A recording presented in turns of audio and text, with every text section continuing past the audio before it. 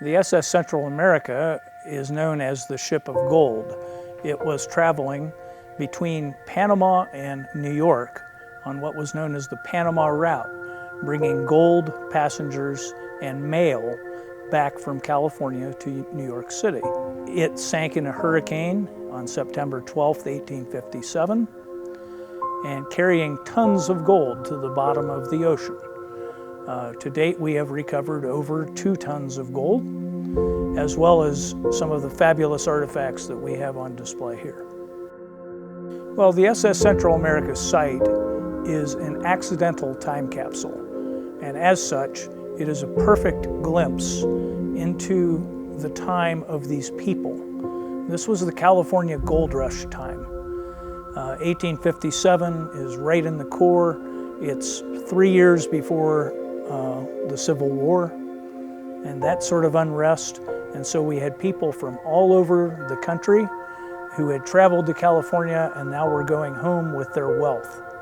The SS Central America carried a wide variety of artifacts. We have everything from treasure boxes to the treasure itself. We also find very human sorts of artifacts like photographs, like jewelry made out of California gold quartz.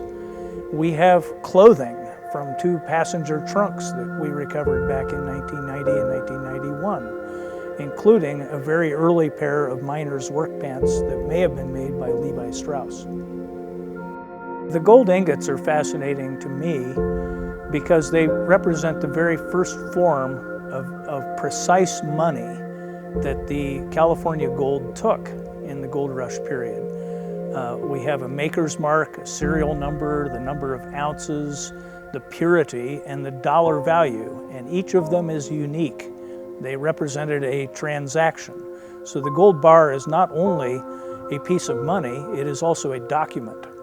Well, to me as a historian, these objects have almost incalculable value.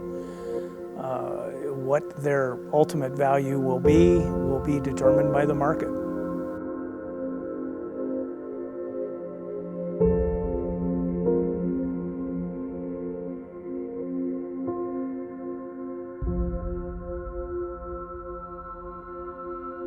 Well, Tommy Thompson was the founder of this project, and for that I am eternally grateful to him that I became involved in this project back when he was simply my neighbor.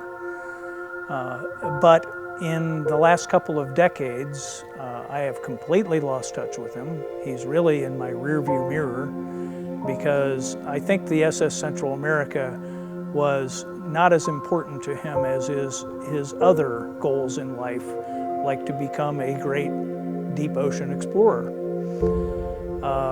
And in doing so, in the last couple of decades, he has blundered, obviously, to end up where he has. It's a tragic story, but one where I cannot feel overly sorry for him because of the things he did. And further, he is diminished in some way because there is so much focus on his story. This story is more important to me.